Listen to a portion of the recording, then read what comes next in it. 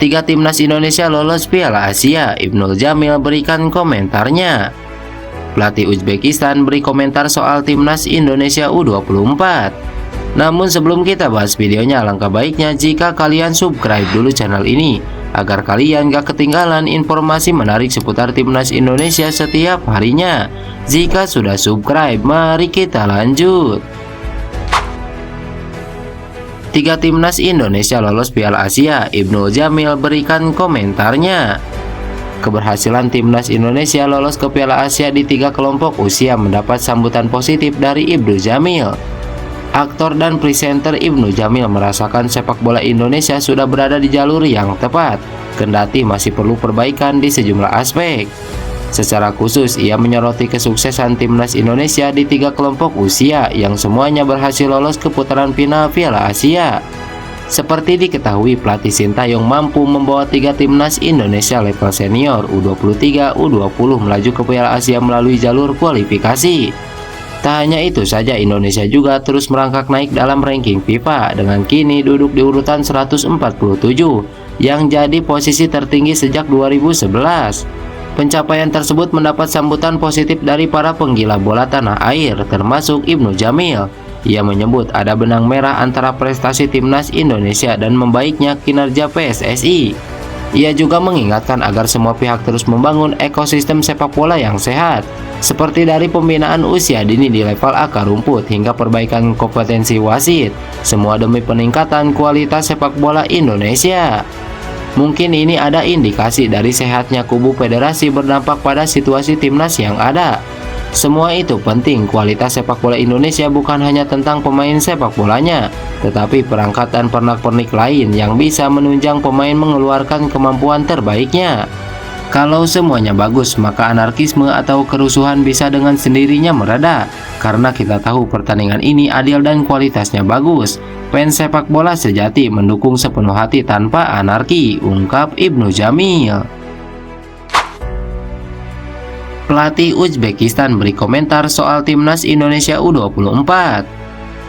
Timnas Uzbekistan berhasil menyudahi perlawanan timnas Indonesia dengan kemenangan di babak 16 besar Asian Games 2023. Uzbekistan menang dengan skor 2-0. Indonesia kebobolan di awal extra time pertama lewat aksi Sejod Esanov. Sebenarnya Indonesia sempat mencetak gol lewat sundulan Ramadan Sananta, namun dianulir karena offside. Jelang masa extra time berakhir, Uzbekistan kembali menggetarkan gawang Hernando Ari. Lagi-lagi lewat aksi Esanov, dia melepaskan tendangan usai meneruskan umpan tarik.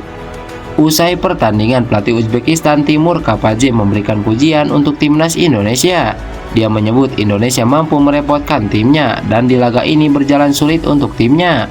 Ini adalah pertandingan yang sulit dan tidak ada laga yang mudah. Indonesia benar-benar bersiap dengan baik untuk menghadapi pertandingan ini, ucap Kapadze. Sementara itu, pelatih Indra Sapri mengatakan sebenarnya para pemain telah bermain sesuai game plan, namun kesalahan kecil menjadi petaka yang mampu dimanfaatkan Uzbekistan. Sebenarnya sebelum gol pertama Uzbekistan terjadi, anak-anak secara disiplin melakukan apa yang kita inginkan, yaitu untuk fokus menjaga pergerakan setiap pemain Uzbekistan. Di sepak bola memang kadangkala ada error, dan error itu dengan sangat baik dimanfaatkan oleh Uzbekistan. Pertandingan ini berjalan dengan game plan yang sudah kami lakukan, tetapi kesalahan kecil yang berbuah kebobolan, kata Indra Sapri. Ketum PSSI ancam penjarakan wasit kotor di Liga Indonesia. Ketua Umum PSSI Erick Thohir memberikan pernyataan tegas terkait kontroversi wasit di Liga 1. Dia mengaku siap memenjarakan wasit yang ketahuan bermain mata. Kinerja wasit di Liga 1 terus menjadi sorotan. Banyak pelatih yang merasa dirugikan dengan kepemimpinan wasit dalam sebuah pertandingan. Pelatih Persija Thomas Doll sempat menyatakan kegeramannya dengan kepemimpinan wasit yang memimpin laga Macan Kemayoran kontra Bali United. Ada momen ketika Witan Sulaiman dilanggar di dalam kotak penalti, tapi dia tidak diberikan penalti oleh wasit. Sosok lain yang sering mengeluh soal kinerja wasit adalah pelatih PSM Makassar Bernardo Tavares. Terbaru dia melontarkan keluhannya ketika PSM Makassar takluk 0-1 dari Bone FC pada pekan ke-13 BRI Liga 1. Mendengar banyaknya keluhan kinerja wasit dari berbagai pihak, Erick Thohir akhirnya angkat bicara. Dia menyatakan tidak akan berhenti bekerja untuk membuat kondisi sepak bola Indonesia semakin baik, termasuk soal wasit. Pendanaan buat wasit, maksudnya secara ketika dia meniup sekarang standarnya sudah bagus. Tapi kalau ternyata wasitnya masih kotor, ya kita penjarakan, kata Erick Thohir. PSSI memang tampak sangat serius memberantas mafia bola di sepak bola Indonesia.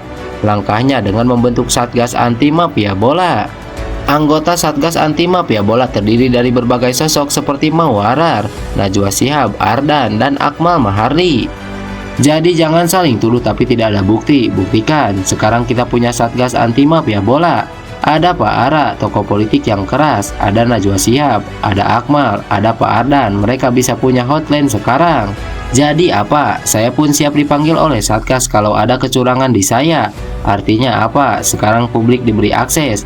Ada laporan berikan ke Satgas. Apalagi Satgas sudah bekerja sama dengan pihak kepolisian dan kerjasama karena kami mau serius membangun ini, tegas Erick Thohir. Dihajar Uzbekistan, komentator bola ini bongkar penyebabnya. Tim nasional sepak bola Indonesia harus pulang karena kalah 2-0 dari Uzbekistan di babak 16 besar Asian Games 2023. Timnas Indonesia lolos dari fase grup F Asian Games 2023 karena beruntung menjadi posisi 3 terbaik meskipun 2 kali kalah melawan Taiwan dan Korea Utara. Timnas Indonesia menurut komentator sepak bola Binder Sig mengalami nasib yang sama seperti Asian Games 2014 dan 2018. Melalui kanal YouTube Bola Bung Binder, dia sangat yakin pelatih Indra Sapri menerapkan strategi bertahan dan counter attack atau serangan balik yang harus dijalankan Timnas Indonesia saat melawan Uzbekistan. Namun Binder menilai strategi itu kurang ampuh karena saat melakukan serangan balik tidak melakukannya dengan rapi sehingga tanpa ada peluang berbahaya. Tidak adanya peluang berbahaya saat melakukan serangan balik tersebut. Menurut Bung Binder, akibat passing atau operan bola Timnas Indonesia tak akurat kepada sesama kawan.